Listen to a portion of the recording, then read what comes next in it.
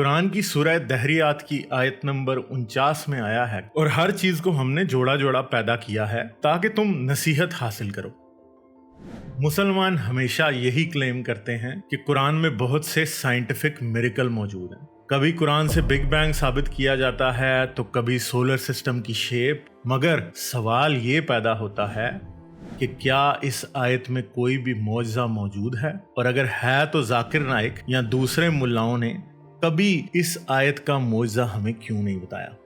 इस आयत में अल्लाह इस बात का दावा कर रहा है कि इसने तमाम चीज़ों को जोड़ों यानी पेयर्स की शक्ल में पैदा किया, यानी अगर किसी जानदार का मेल होगा तो इसकी फीमेल भी होगी। मगर मसला ये है कि अल्लाह यहाँ पर खुद ही कुछ भूल चुका है, और वो क्या भूला है ये बात मैं आपको थोड़ी देर में बताता हूँ।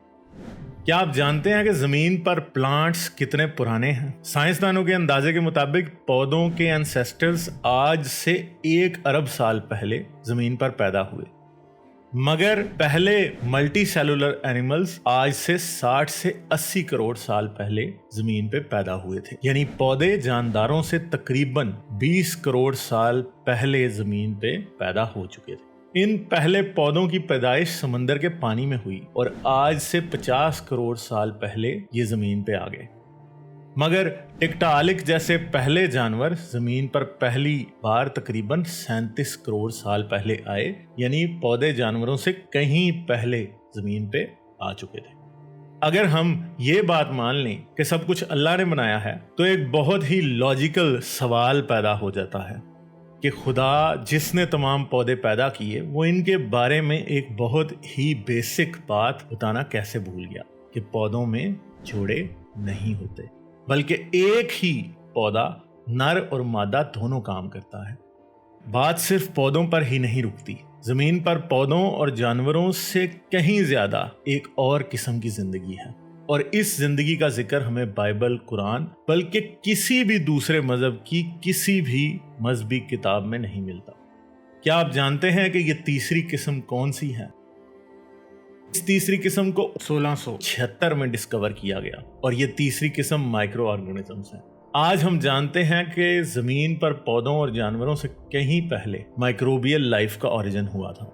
साइंसदानों के अंदाजे के मुताबिक माइक्रोबियल लाइफ आज से तकरीबन 3 अरब 50 करोड़ साल और 3 अरब 80 करोड़ साल के दरमियान पैदा हुई, और माइक्रोब्स में मेल और फीमेल नहीं होते। मिसाल के तौर पे बैक्टीरिया या वायरस और दूसरे माइक्रोब्स में मेल और फीमेल का कोई तस्वुर ही नहीं। अब आप खुद ही सवाल कीजिए कि अल्लाह तो ये दावा भी करता है कि वो हर चीज का खालिक है, और इसने हर चीज जोड़ों में पैदा की है। तो सोचने की बात यह है कि अल्लाह खुद ही अपनी बनाई हुई चीजों के बारे में एक इतनी बेसिक बात कैसे भूल गया। वो कैसे भूल सकता है कि जमीन पर पाई जाने वाली ज्यादा जिंदगी यानी पौधों और माइक्रो ऑर्गेनिजम्स में तो मेल और फीमेल होते ही नहीं। अब इस सारी बात से यही समझ में आता है कि कुरान के लिखने वाला इस जमीन पर जिंदगी का खालिक नहीं, क्योंकि अगर वो जिंदगी का बनाने वाला होता तो वो जरूर ये बेसिक रियलिटी जानता और कभी भी ऐसा नॉन साइंटिफिक फॉल्स क्लेम नहीं करता। और आप खुद से सवाल कीजिए कि अगर कुरान कायनात के खालिक व मालिक की लिखी हुई किताब नहीं, तो ये किताब आखिर किसने, क्यों और किस मकसद को हल करने के लिए लिखी। लाइक, शेयर और सब्सक्राइब करना मत भूलें। इसके साथ साथ आप मेरे चैनल को पेट्रियन पर सपोर्ट कर सकते हैं। पेट्रियन का लिंक वीडियो की डिस्क्रिप्शन में है।